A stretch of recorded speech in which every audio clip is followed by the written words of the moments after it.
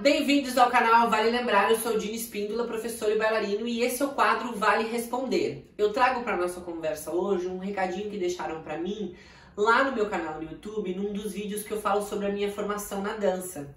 É o Felipe e ele fala assim: Dini, entre algumas coisas que ele me conta, ele fala assim: Dini, eu gostaria que você contasse como que foi a sua trajetória com relação a preconceitos, como que eu enfrentei os preconceitos da minha vida, como eu lidei com o bullying ao longo do tempo. Essa é a temática do nosso assunto de hoje. Vem comigo.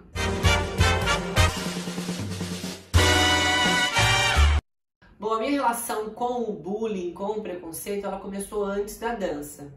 Eu comecei a dançar com 16 anos, mas quando eu comecei a dançar, eu já lidava com o gosto amargo do preconceito, do bullying, desde muito antes. Lá na escola, não faz muito tempo, né, que eu estive na escola, mas na época que eu estive, não tinha esse nome bullying, não tinha essa ideia de tipo bullying, preconceito, não tinha, a gente não lidava com as coisas dessa forma. Nem a gente que estava lá sofrendo bullying e nem a administração, professor, direção, os pais. A cabeça das pessoas era diferente.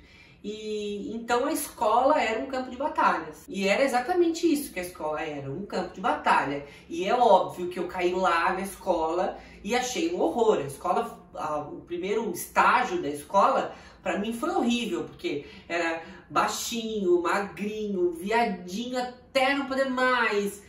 E aí era CDF, porque daí não tinha muito amigo, não tinha muito, né, não sabia muito o que fazer, a única coisa que eu fazia era seguir as ordens, então eu era super CDF. No momento em que eu comecei a adquirir um pouco mais de entendimento, eu me tornei muito CDF, mas no primeiro momento da escola eu nem era um bom aluno, eu era um péssimo aluno, porque, Deus, eu queria morrer, mas eu não queria estar ali. Mas eu era obrigada a estar, até porque se eu chegasse em casa, como chegava em casa, fulano me bateu, fulano fez isso, o que eu ouvia era: vai, filho, defenda-se, seja homem, vai, enfrenta. E eu tipo, Deus, como que é ser homem? Bom, mas isso aí é uma longa história que agora vira piada, mas que na época não era nem um pouco engraçada, era bem horrível. E aí o preconceito e as formas do bullying, eles foram se alterando conforme foi passando o tempo, mas não tinha essa conotação, e tu nem tinha defesa, então não tinha pra onde correr. A galera me hostilizava porque ou era viadinho, ou porque eu era baixinho, ou porque eu me tornei um CDF depois no segundo momento da escola, mas tu não tinha muito o que fazer, então tu meio que te esquivava daquelas pessoas e ia aprendendo a se defender de alguma forma. Bom, toda essa história para explicar que a minha relação com preconceito, desde muito cedo, foi esse vislumbre de que eu deveria ser eu, indiferente da opinião alheia.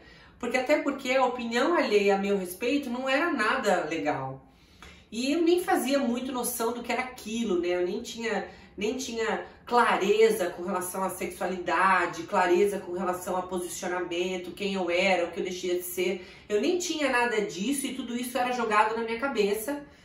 E como falei, aprendi a me defender e reafirmar quem eu era para mim mesmo, indiferente da opinião alheia.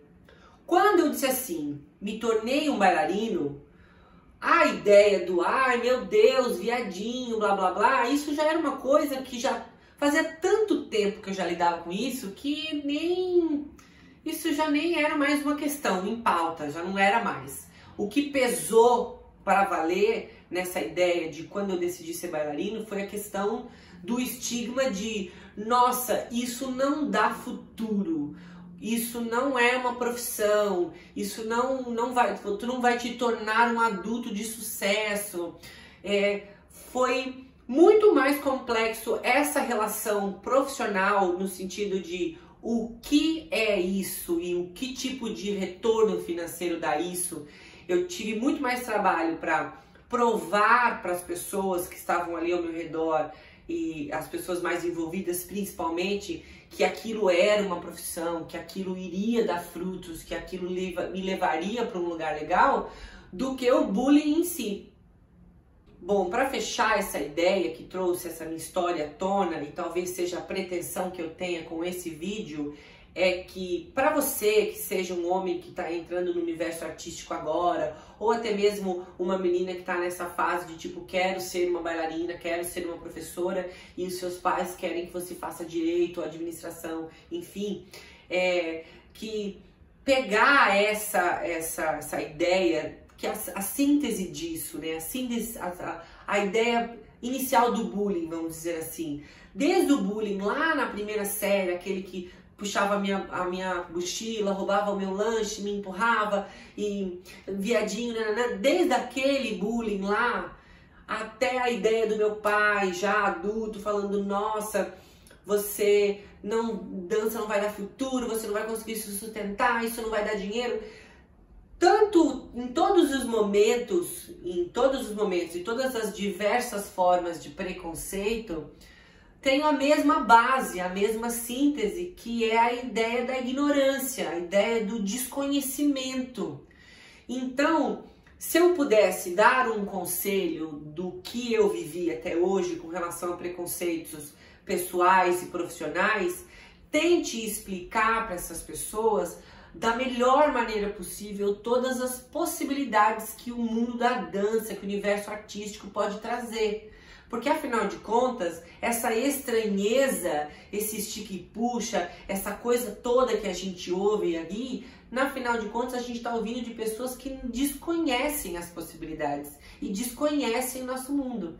Então, quanto mais você explicar para essas pessoas como que é o nosso universo e todas as formas e possibilidades que ele pode trazer, mais essas pessoas vão entender e aceitar, e aí, num segundo momento, te ajudar a realizar este sonho. Porque, afinal de contas, essas pessoas que te dizem, não faça isso, dança não dá futuro, isso não serve pra nada, geralmente são as pessoas que estão muito próximas da gente e que elas não querem que a gente se machuque. E elas querem que a gente siga e trace um caminho que é o caminho comum, que é o caminho conhecido, que é o caminho que elas entendem que vai dar certo.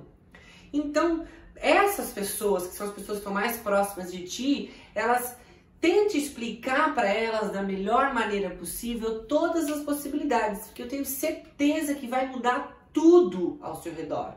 Então é isso, eu espero que a minha história, a minha experiência te ajude de certa maneira a enfrentar esses preconceitos e barreiras que tu estejas enfrentando. Que cada caso é um caso, cada pessoa é uma pessoa, cada história é uma história, mas no fim quase tudo gira em torno da mesma ótica, da mesma lógica, né? Então, espero que eu tenha ajudado de alguma forma. Muito obrigada pela audiência e pela paciência. E até semana que vem.